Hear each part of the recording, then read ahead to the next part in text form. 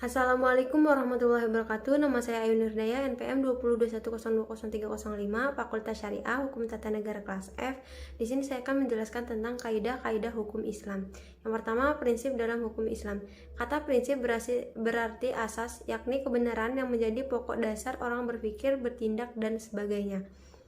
Adapun yang dimaksud dengan prinsip-prinsip hukum Islam ialah cita-cita yang menjadi pokok dasar dan landasan atau tumpuan hukum Islam. Adapun prinsip-prinsip dalam hukum Islam itu antara lain yang pertama, meniadakan kesempitan dan kesukaran. Contoh yang pertama, yang A, orang yang sedang berpergian sakit dan dalam keadaan hamil atau menyusui boleh tidak berpuasa. Yang kedua, yang B, orang yang tidak kuat berdiri untuk mendirikan sholat, maka ia boleh melakukan dengan duduk. Yang kedua, sedikit pembebanan. Prinsip ini mengisyaratkan bahwa pembebanan syariat atau manusia memang ada. Akan tetapi syarat yang diturunkan dibebankan diterima apa adanya tanpa mempersalahkan atau mempertanyakan yang dapat menimbulkan kesukaran dan pemberatan atas penduduk mukallaf terhadap kewajiban agama yang diimbanginya. Prinsip ini dilandasi oleh firman Allah Subhanahu wa taala surat Al-Maidah ayat 101. Ayat tersebut menginstruksikan kepada manusia agar dapat menahan diri daripada mempertanyakan masalah yang tidak ada ketetapan hukumnya. Misalnya pada waktu peraturan perundang-undangan belum diketahui dan agar permasalahannya untuk sementara dibiarkan dan kemauan permasalahan itu dipecahkan melalui kaidah-kaidah umum demi memberikan kelonggaran pada manusia. Yang ketiga, bertahap dalam menetapkan hukum. Al-Quran diturunkan secara berangsur-angsur, bukan sekaligus, sebab mengingat potensi manusia yang sangat terbatas, hingga ketika ada ayat yang telah diturunkan kemudian dipahami, barulah ayat lain diturunkan. Yang keempat, memperhatikan kemaslahatan manusia. Dalam menetapkan hukum selalu didasarkan pada 3 sendi pokok, yakni yang A, hukum ditetapkan setelah masyarakat membutuhkan hukum-hukum itu. Yang B, hukum-hukum ditetapkan oleh suatu kekuasaan yang berhak menetapkan hukum dan memudahkan masyarakat ke bawah ketetapannya. Yang C, hukum-hukum ditetapkan menurut kadar kebutuhan masyarakat. Yang kelima, wujudkan keadilan.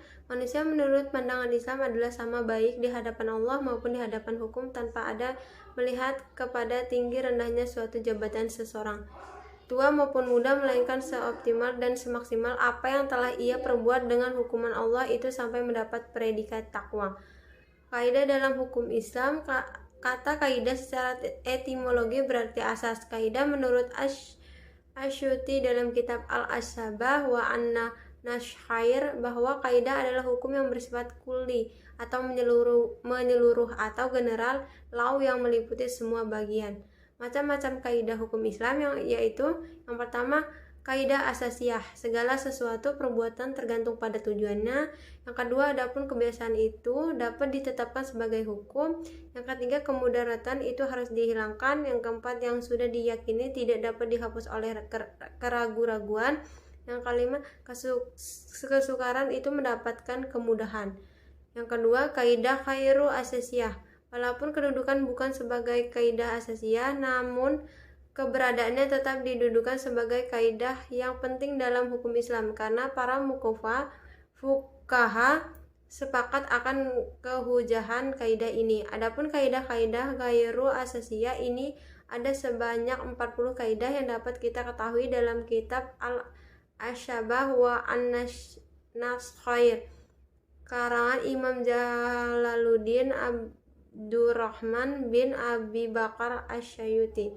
Kemudian ditambah lagi dengan 68 kaidah yang terdapat dalam kitab Al-Majalatul Ahkamil Adiyah yang telah disempurnakan oleh Mustafa Ahmad Asyarko.